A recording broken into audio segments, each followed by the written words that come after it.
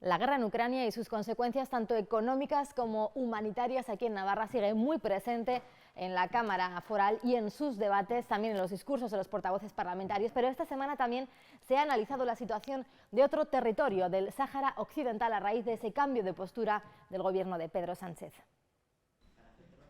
Escisión en el Parlamento de Navarra sobre el derecho de autodeterminación del Sáhara Occidental. El PSN se desliga del acuerdo mayoritario y defiende la postura de Sánchez. Lo que tenía que hacer para proteger a la ciudadanía española. Es un acuerdo que da estabilidad en un momento de inestabilidad mundial por la guerra de Putin.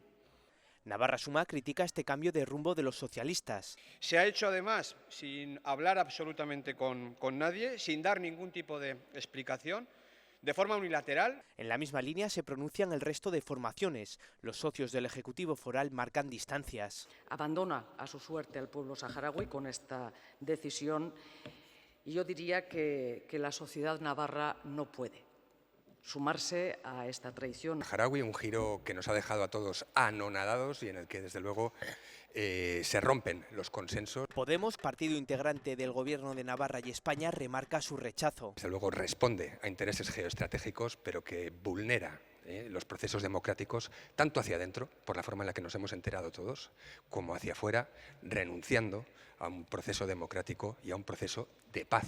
Y es que la comunidad foral no es ajeno al conflicto saharaui. En 1991, Navarra financió la construcción de un hospital en Tifariti. Además, la Cámara Foral tiene un intergrupo parlamentario llamado Paz y Libertad en el Sáhara. Porque el Partido Socialista debe saber y tener claro que se ha quedado solo en esta cuestión. Y por tanto, bueno, vamos a ver qué paso se da, porque más allá de no dar ningún tipo de explicación y de bloquear cualquier iniciativa. El PSN reitera su compromiso con el gobierno de Sánchez en declarar la autonomía marroquí en el Sáhara Occidental.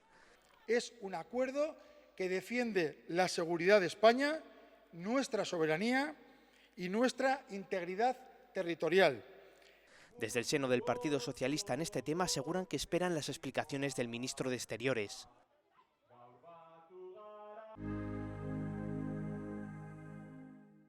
En la Comisión de Relaciones Ciudadanas se ha rechazado el plan de convivencia de Navarra al no ser apoyado ni por Navarra Suma ni por Euskal Herria Bildu.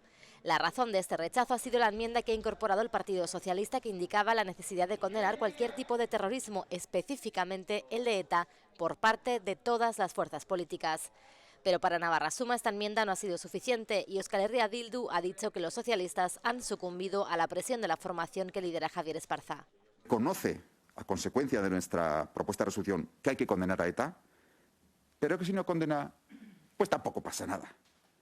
El daño que ha producido el terrorismo de ETA, que lo consideramos injusto y que hay que hacer un reconocimiento de todo ese daño que se ha producido. Y si utilizamos el término condena, lo vamos a utilizar. Propone medidas integrales, ambiciosas, para profundizar en el respeto a todos los derechos humanos de todas las personas. Si el Gobierno tiene verdadero interés en que este plan salga adelante, no tiene más que dos opciones. O lo deja en los términos generales como está y, desde luego, no entra a ese chantaje que ha planteado Navarra Suma, o tiene la posibilidad, como en otras cuestiones, en materia presupuestaria o en otras leyes, de valerse de otras mayorías. Y los siguientes planes serán mucho más ambiciosos, pero es el primer plan. Retiramos todo lo que hemos trabajado hoy o dejamos lo que se apruebe por unanimidad y ya está. Lo que no puede ser es que este plan salga de aquí sin aprobar. Javier Lecumberri, PSN, bienvenido. Muchas gracias. Bienvenidos vosotros también. Bueno, quería comenzar preguntándole por esa ley de cambio climático que se aprobaba la semana pasada y, sorprendentemente, para bien por unanimidad, con el apoyo de todos los grupos. Ha estado usted trabajando esta ley. ¿Qué es, en la práctica, lo que va a cambiar esta ley en Navarra? Bueno, efectivamente, yo he estado de portavoz en esta ley por el Partido Socialista. Ha sido una ley más de 2 años negociada. Yo creo que, en parte, el éxito de haber conseguido que sea por unanimidad ha sido porque ha sido muy trabajada y porque todos hemos participado en su elaboración, ¿no? Es una ley... lo comentábamos cuando hacíamos la presentación de la ley en el Parlamento antes de votar, que, digamos, baja ya al nivel en el que empieza a afectar directamente a los ciudadanos, ¿no? Yo creo que Desde Navarra no vamos a parar el cambio climático, eso es evidente, ¿no? No podemos. Pero sí que desde Navarra tenemos que hacer la parte que nos corresponde de la gran estrategia global para parar el cambio climático, ¿no? Y esa es esta ley, ¿no? Esta ley es en la que dice en qué podemos contribuir los navarros dentro de esa gran estrategia a frenar el cambio climático y pues se trata de una serie de medidas que están muy relacionadas directamente con la energía y con la transición energética, porque al final tenemos claro que el cambio climático viene por el uso de energías, sobre todo de naturaleza fósil, que emiten CO2 principalmente y otros contaminantes, y tenemos que cambiar esa forma de gastar energía. Pero claro, eso nos afecta a todo, nos afecta a la movilidad, los coches, el transporte, afecta a la agricultura, toda la gran maquinaria pesada, pero también afecta a nuestras viviendas, ¿no? La eficacia a la hora de que en nuestras viviendas tengamos un aislamiento térmico o de que usemos calefacción con gas natural, que es también un combustible fósil, ¿no? O por no pasar ya a otros niveles de industria donde se hace un uso masivo de la energía, y todo eso hay que reconvertirlo a energía limpia en su utilización, es decir, motores eléctricos, pero también en su generación, en la generación de energía a través de las energías, sobre todo eólicas y fotovoltaicas. Por tanto, nos va a afectar mucho y nos va a afectar en el día a día, además. Uno de los asuntos donde más discrepancias había era el tema de la fiscalidad verde, que finalmente creo que no se ha incluido como tal, pero sí que a corto plazo está pendiente de abordarse, ¿no? Sí. La fiscalidad verde es algo importante, ¿no? Porque es una herramienta más dentro de las muchas herramientas, y al final de lo que se trata es de penalizar fiscalmente las conductas más contaminantes y desgravar o incentivar las conductas más correctas, las que menos contaminan, ¿no? Se trata de usar la fiscalidad como un instrumento para avanzar en la menos contaminación y en la utilización más correcta de las energías. Y eso, bueno, nosotros hemos entendido desde el principio que había que hacerlo, pero también hemos entendido que hay que hacerlo de forma coordinada con el resto de fiscalidad y con el resto de comunidades y de países de nuestro entorno, ¿no?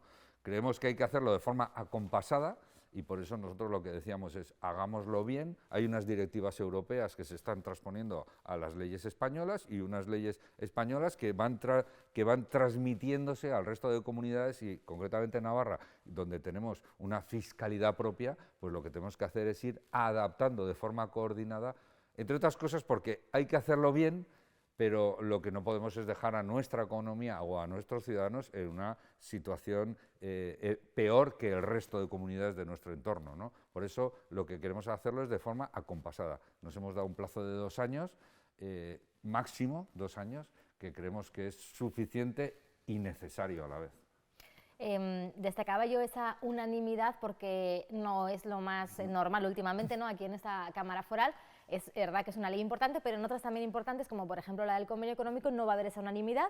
¿Cómo valora la abstención de Geroa y de Euskal Herria Bildu? Bueno, la unanimidad es una situación que se da más de lo que creemos o de lo que cree la opinión pública, ¿no? En muchas leyes y en muchas cuestiones llegamos a la unanimidad, ¿no? Probablemente en las que no hay unanimidad o en las que hay una confrontación, pues lógicamente pues tiene mucha más repercusión, ¿no? La ley del convenio, si miramos un poco la historia de los distintos convenios que se han ido acordando y de las distintas votaciones, no nos encontramos con una situación muy distinta de la que venimos viviendo, ¿no? Donde hay una mayoría nacionalista, de un corte nacionalista, que ha venido votando en contra o absteniéndose, salvo momentos puntuales, ¿no? Y hay otra gran mayoría, bueno, que la conformamos partidos que hoy son Navarra Suma y el Partido Socialista, que hemos ido avanzando en ese gran acuerdo que son 2 cosas. Nos regula las relaciones con España, con el resto de España, y a la vez regula nuestra propia capacidad de decidir y nuestra propia capacidad de autonomía. Es una carretera en 2 direcciones, ¿no? Yo creo que es muy positivo esta mayoría y al final, también hay que decirlo, no siempre hay que hacer las cosas por unanimidad y a veces, bueno, pues basta la mayoría. Cuando no se consigue la unanimidad, pues hay que ir a mayorías. Pero no les ha gustado mucho a sus socios ese apoyo de Navarra Suma, ¿no? Bueno, es lógico también, ¿no? Dentro de la del debate político, pues es normal, ¿no? Que a ellos no les guste, que a otros sí les guste, bueno, pues eso yo creo que hay que verlo con cierta normalidad, ¿no? Lo importante es que el convenio sale adelante, que el convenio adapta la realidad de Navarra a la realidad del resto de España y del resto de Europa, eso es muy importante, mantiene unas buenas cuotas de capacidad de decisión, que nos permite pues muchas veces adaptar la realidad de Navarra a eso que tenemos y a eso que queremos que sea, y a la vez pues es una buena forma de entendernos con el resto de España y con el resto de ciudadanos, y además de hacerlo con un punto de solidaridad que yo creo que es importante también. Son tiempos económica y socialmente bastante inciertos. Ahora mismo hay varias protestas en la calle, la de los transportistas, también el sector del campo. No sé, usted ha sido sindicalista en una de las fábricas más importantes aquí en Navarra. ¿Cree que está gestionando bien el gobierno central esta situación? Bueno, creo que es una situación muy complicada, ¿no? Lo estamos viendo, ¿no? Y además creo que el gobierno de España, hay cosas en el gobierno de España y el gobierno de Navarra, hay cosas en las que puede incidir clara y directa y rápidamente, y otras en las que no, ¿no? Y una de ellas es la cuestión energética, ¿no? Todos estamos de acuerdo en que la energía hay que verla desde un prisma global y sobre todo desde un prisma europeo, y eso es bueno porque nos da estabilidad, nos da seguridad, nos da confianza, ¿no? Pero eso, por otro lado, nos resta capacidad muchas veces de tomar decisiones y de hacerlo además con rapidez. Eso es lo que está ocurriendo en algo tan importante como la energía o en otras cuestiones similares, ¿no?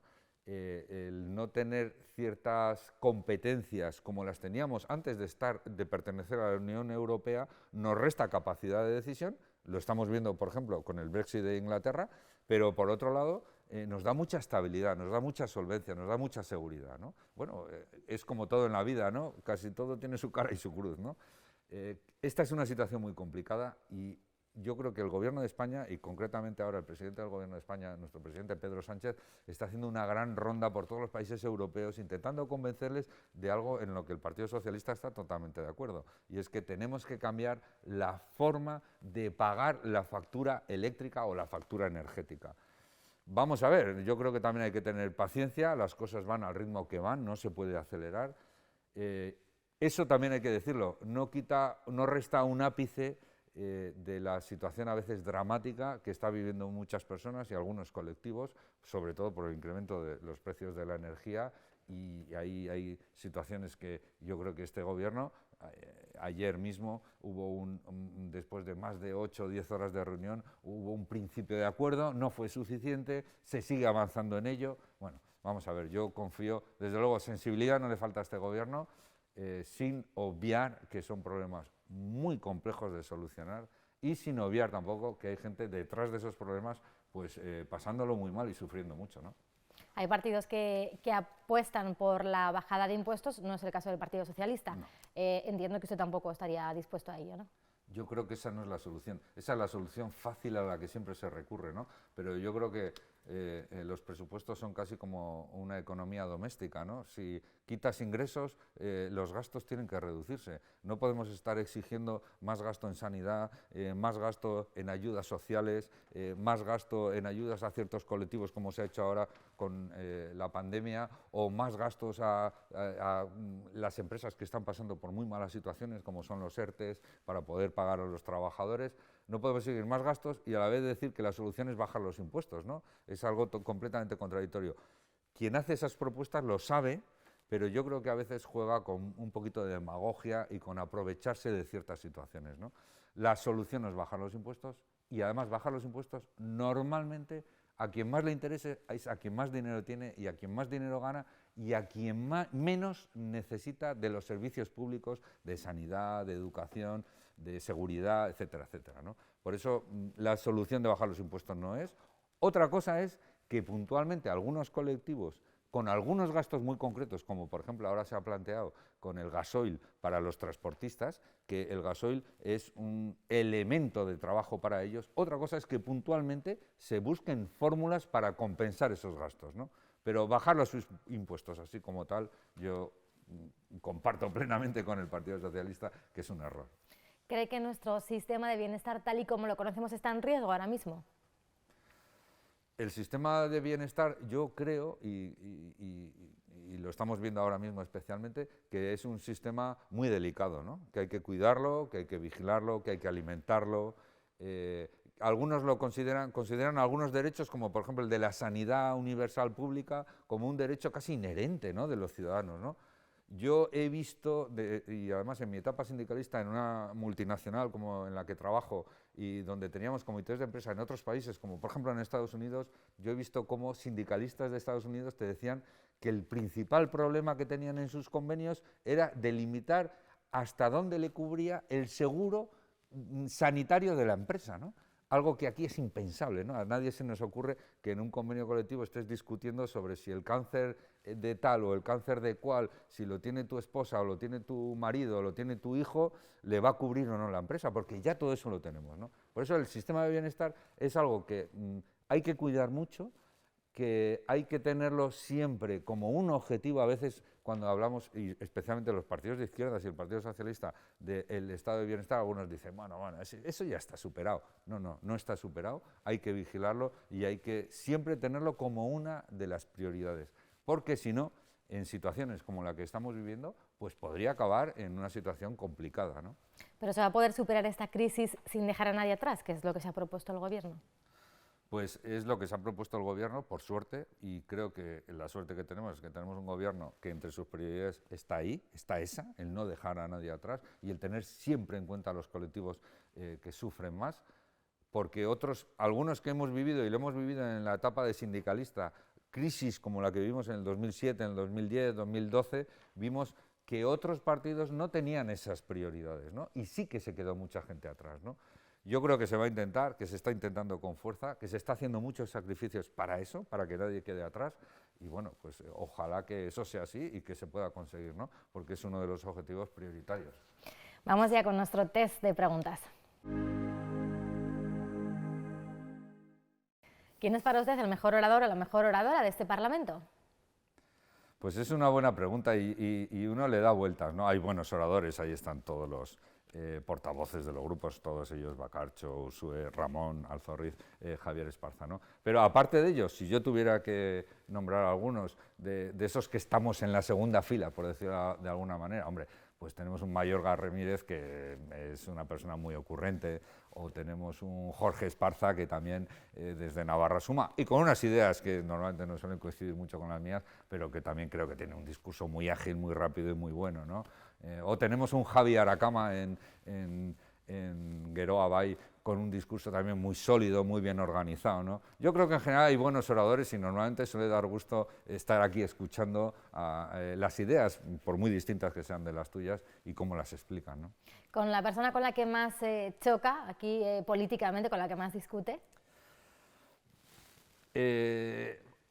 Hombre, teniendo en cuenta en las comisiones en las que estoy yo, ¿no?, de energía, de innovación, de medio ambiente, pues con que más rozo, no porque sean personas más ariscas, ni mucho menos, ¿no?, sino porque me toca en la convivencia, ¿no? Pues yo diría pues un Miguel Bujanda o con Ángel Ansa, ¿no?, pues porque nos toca compartir comisiones y discutir, o el propio Adolfo Araiz, ¿no?, que además es una persona con experiencia y con una muy buena argumentación. Pues bueno, son personas con las que me toca discutir bastante, siempre, además debo decirlo, desde el respeto y desde la educación, de verdad. ¿Alguien de algún otro grupo parlamentario con el que se iría a pasar un rato de ocio? A pasar un rato de ocio.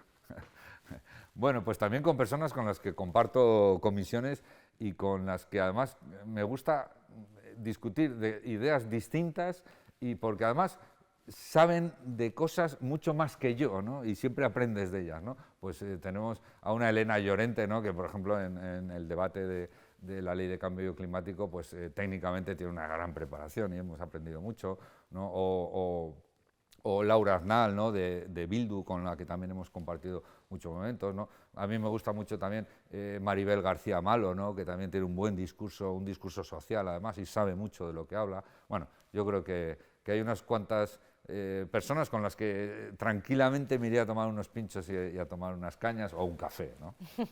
¿Su lugar favorito de Navarra? Mi lugar favorito, pues mi lugar favorito dependiendo de qué actividad, ¿no? Pero hombre, la zona del Pirineo, ¿no?, de Larra, de la Mesa de los Tres Reyes, de Lani, con nieve, pues es una zona espectacular, ¿no? O, por ejemplo, todo lo que es Urbasa, ¿no? Donde he estado mucho, he conocido mucho, para andar en bici, es una zona espectacular, ¿no? Todo el llano de Urbasa, con los bosques, bueno, no sé, Navarra, la verdad que cuando sales de aquí te das cuenta de que hay sitios muy bonitos en el resto de España, en el resto de Europa, en el resto del mundo, pero que somos unos privilegiados. Tenemos un poquito de todo, menos un poquito de mar, ¿no? Como dicen, menos un poquito de mar, que es lo único que nos falta. Pero lo tenemos cerca, Muy por cerca. suerte. ¿Eres de redes sociales? ¿Se maneja bien con ellas? ¿Cuál es la que más le gusta? No soy muy de redes sociales, lo confieso, ¿no? Más allá del WhatsApp y de poco más, no soy muy de redes sociales, tampoco tengo mucho tiempo, debo de decirlo, y las redes ocupan mucho tiempo, ¿no? Además, luego hay un punto quizás de crispación, desde ese anonimato que tampoco me aporta demasiado y no soy muy de redes sociales. ¿Y de emoticonos? ¿Cuál es el que más suele utilizar en sus conversaciones de WhatsApp? El que más suelo utilizar es ese que sale sonriendo y como llorando, ¿no? Que me hace mucha gracia, porque es como muy... Ese llorando, la verdad que está bien. ¿Está viendo alguna serie ahora mismo? Ahora mismo estoy viendo una serie, no soy muy de televisión tampoco, lo reconozco porque tampoco tengo, soy más de leer que de ver la televisión, pero bueno, ahora sí que estoy viendo una serie, por ejemplo, que la comparto con mi hija, que es Tramuntana, ¿no? Que es una serie española en Mallorca, policíaca, bueno, muy interesante y muy... Concretamente esa estoy viendo ahora. Una persona o personas que sean referentes en su vida. Yo, sin duda, en los referentes he tenido mucha suerte y mis padres son un gran referente para mí, ¿no? Son personas trabajadores, gente muy honesta y gente que me ha sabido dar, yo creo que unos buenos principios para enfrentarme a la vida, ¿no? Siempre han sido unos buenos referentes. En general mi familia, pero yo destacaría a mis padres. ¿Y dónde se ve cuando acabe esta legislatura? Pues nunca sabe uno, si ha aprendido algo en la vida es que a veces las cosas son de lo más inesperadas, Sobre ¿no? todo con la pandemia, ¿no? Y Pues, todo lo que nos ha pasado. Estos últimos años nos han hecho ver que las cosas no son tan estables como creíamos, ¿no? Ni mucho menos, ¿no? A mí me encantaría verme nuevamente otra legislatura aquí, lo digo claramente porque es una gran experiencia como ciudadano. No tendría ningún problema en verme nuevamente en mi fábrica trabajando, donde, por cierto, siempre he trabajado a gusto, dentro de que son trabajos y hay que estar ahí, hay que rendir, pero no tendría ningún problema en verme en muchos sitios, ¿no? Sinceramente. Además, creo que soy una persona de adaptarme fácil a las cosas. Javier Lecumberri, gracias por estos minutos. Gracias a vosotros. Y ha tomado posesión del cargo el nuevo defensor del pueblo en Navarra, Patxi Vera. Releva así a Javier Eneriz después de 15 años en el puesto, los últimos de ellos en situación de interinidad. La candidatura de Patxi Vera fue consensuada por los socios de gobierno y Euskal Herria Bildu. Prometo por mi conciencia y honor respetar el régimen foral de Navarra, acatar la Constitución española y las leyes y cumplir fielmente las obligaciones propias del cargo de defensor del pueblo de la Comunidad Foral de Navarra. Agintzen dut, kontzientziaz eta ohorez, foru araubidea beti errespetatuko dudala, konstituzioari eta legei men eginen diedala, eta Nafarroako foru komunitateko ararteko karguari dagozkion egin beharrak zintzo beteko ditudala.